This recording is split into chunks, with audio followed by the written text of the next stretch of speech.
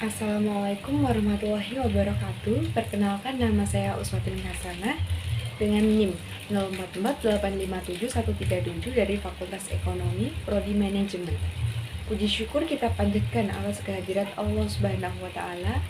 Atas izin dan nikmatnya, saya dapat melakukan presentasi dengan gagasan pandemi COVID-19 beserta penyebab dan dampaknya. Yang saya hormati Ibu Anita Triwidiawati selaku dosen saya pada mata kuliah Bahasa Indonesia dan teman-teman semua. Apa sih pandemi COVID-19 itu? Sebelum melanjutkan mempelajari tentang pandemi COVID-19, saya akan menjelaskan dulu tentang arti kata pandemi. Pandemi berarti terjadinya wabah suatu penyakit yang menyerang banyak korban serempak di berbagai dunia. Pandemi COVID-19 adalah wabah penyakit menular yang disebabkan oleh virus SARS-CoV-2 yang terjadi di berbagai negara. Pandemi COVID-19 disebabkan dari kota Wuhan, tepatnya di Tiongkok. Virus jenis ini baru telah menyebar ke berbagai belahan negara di dunia yang menyebabkan timbulnya penyakit coronavirus disease 2019 atau yang disebut juga dengan COVID-19. Virus ini diketahui pertama kali muncul di pasar hewan dan makanan laut di kota Wuhan.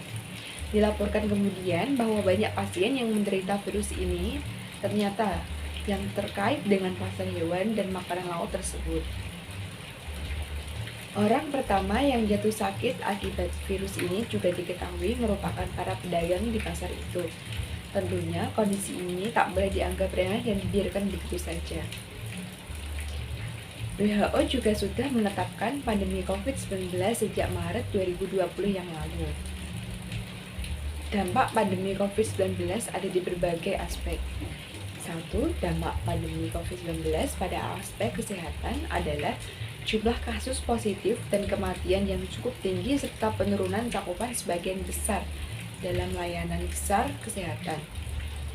Kasus positif COVID-19 cukup tinggi terjadi di wilayah yang merupakan pusat pemerintahan atau dekat dengan pusat ekonomi. 2. Pandemi COVID-19 di bidang ekonomi menyebabkan perubahan penawaran dan permintaan barang dan kondisi jasa.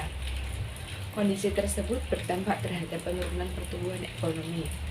Perlambatan ekonomi tersebut selanjutnya menyebabkan peningkatan pengangguran, terutama pada sektor usaha mikro dan kecil, serta industri rumah tangga. Dampak sosial pandemi COVID-19 di bidang sosial terwakili oleh peningkatan kemiskinan di berbagai daerah, di mana peningkatan kemiskinan lebih tinggi terjadi di wilayah yang memiliki jumlah keluarga hampir rentan miskin tinggi. Demikian gagasan yang dapat saya sampaikan.